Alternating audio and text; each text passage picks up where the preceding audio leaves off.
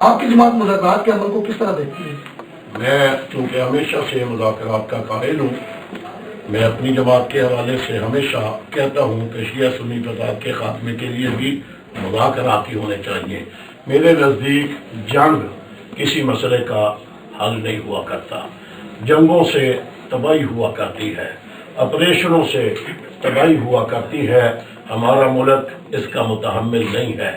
باہر کی دنیا کے لوگ اپنی جنگیں ہماری زمین کے اوپر لڑ رہے ہیں، جس کی وجہ سے ہمارے ملک کا فوج کا، رینجرز کا اور مختلف گورنمنٹ کے اداروں کا کتنا بڑا نقصان ہو چکا ہے۔ کبھی اس سے مسائل حل نہیں ہوئے۔ پرویز مشرف کے دور میں کتنے آپریشن ہوئے، زرداری کے دور میں کتنے آپریشن ہوئے، امن نہیں قائم ہو سکا۔ کب ہوگا؟ مذاکرات سے۔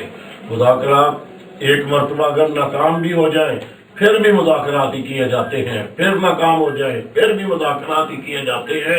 انڈیا جو پاکستان کا ازلی دشمن ہے، ملک کے بارڈروں کے اوپر روزانہ فوجیوں کی لاشیں گرتی رہتی ہیں، فیرن کے واقعات ہوتے رہتے ہیں، اس کے باوجود اگر انڈیا کے ساتھ مذاکرات جاری ہیں، محبت کا ہاتھ بڑھایا جاتا ہے، اس ملک میں امن کے قیام کے لیے، اس ملک کے رہنے والے باسیوں کو سکون دینے کے لیے یہاں بھی مذاکرات بہت ضروری ہے۔ اچھا حضرت صاحب، 23 مارچ کو لیاقت باغ راولپنڈی میں تحفظ اہل سنت کانفرنس کے حوالے سے آپ کا پروگرام تھا، لیکن وہ مؤخر ہو گیا، اس کے کیا وجہ تھی؟ ہم چونکہ ہمیشہ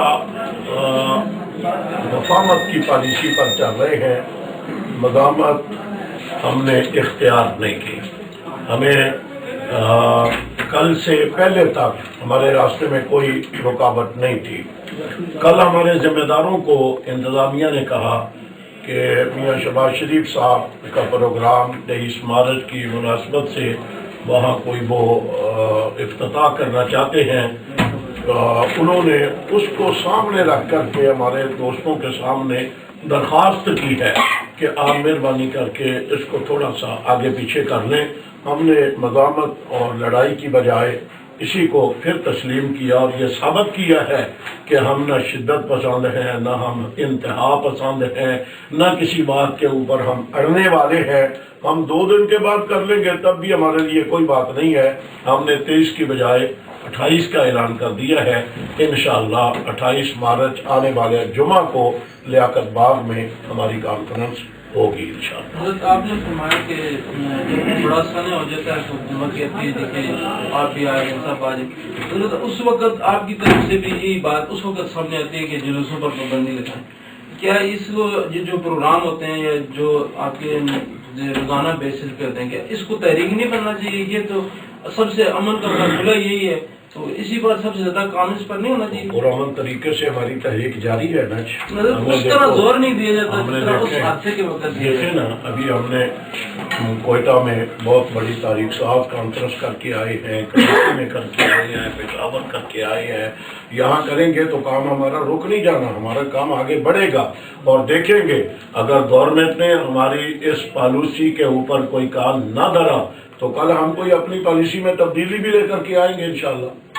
ایک بڑا ہیوی قسم کا آپ کا مطالبہ تھا مذہبی جلوسوں پر پابندی کا، تو اسی والے سے کا کوشچن تھا، آپ اس حوالے سے کیا عمل اختیار کر رہے ہیں؟ ابھی آپ بیک فٹ آ گئے اس مطالبے سے؟ آپ وضاحت کر دوں، اعلی تشیع کو جلوسوں کو ہم مذہب کا حصہ ہی نہیں سمجھتے۔ مذہب کے اندر کوئی جلوس نہیں ہے۔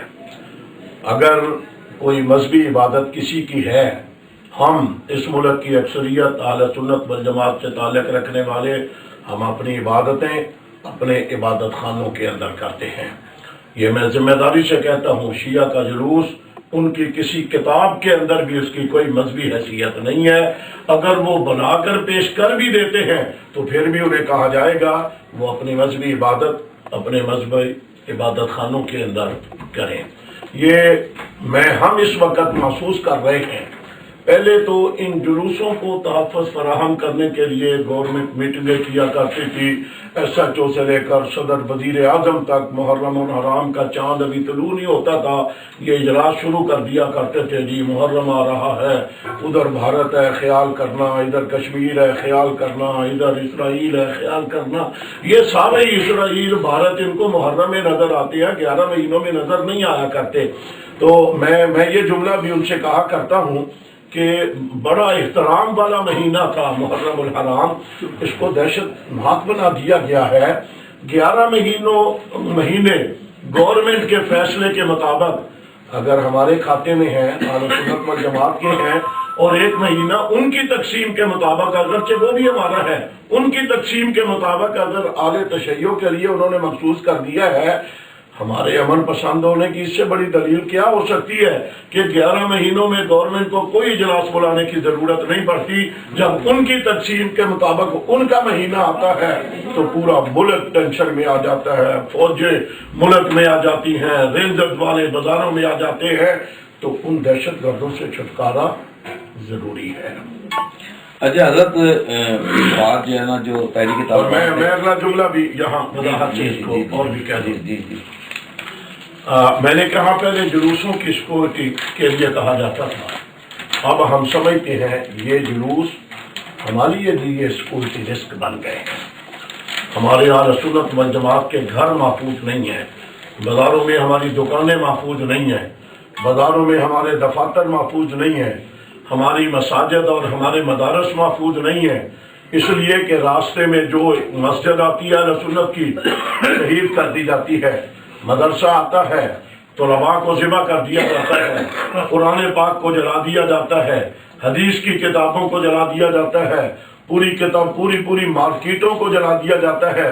یہ راولپنڈی کا ایک واقعہ نہیں ہے، اس سے پہلے کراچی میں کتنا بڑا حادثہ ہوا تھا، کوئٹہ میں کتنا بڑا واقعہ ہو چکا ہے، پشاور میں حادثہ ہو چکا ہے، لاہور میں ایسے واقعات ہو چکے ہیں۔ تو ان کے جلوس جو ہیں یہ تو اہل سنت کے لیے اب ایک سیکورٹی رسک بن چکے ہیں۔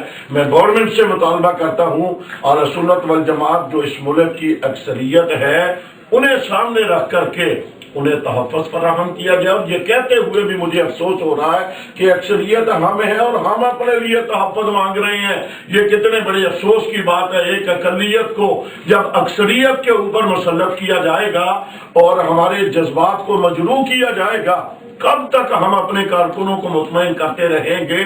یہیں سے پھر دوسرے شدت پسند لوگ پیدا ہوا کرتے ہیں جو دوسرے راستوں کا انتخاب کیا کرتے ہیں۔ اس لیے میرا مطالبہ ہے، میں آپ کی وساطت سے مطالبہ کرتا ہوں کہ مذہبی عنوان کے اوپر اعلی تشیع کے ماتمی اور خنجر بردار مسلح جلوس جو ہیں ان کے اوپر پابندی لگائی جائے۔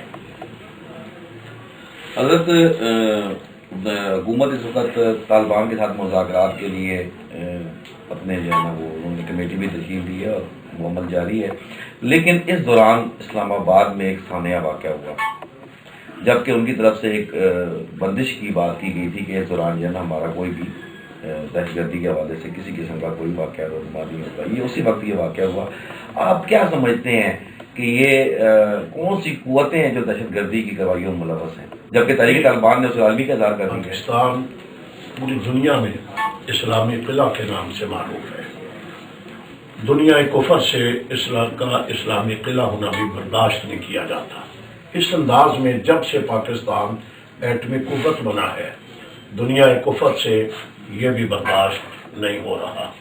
اس ملک کے مخالف کتنے ہیں؟ بھارت، اسرائیل، امریکہ اور اب ایران کی باتیں کھل کر کے آ گئی ہیں، اور کتنے ممالک ہوں گے ان کے اتحادی جو اس ملک کے خلاف سازشیں کرتے ہیں۔ میں نے کہا مذاکرات سے امن آنا ہے۔ اس ملک کا دشمن کبھی پسند نہیں کرے گا کہ اس ملک کے اندر امن قائم ہو جائے۔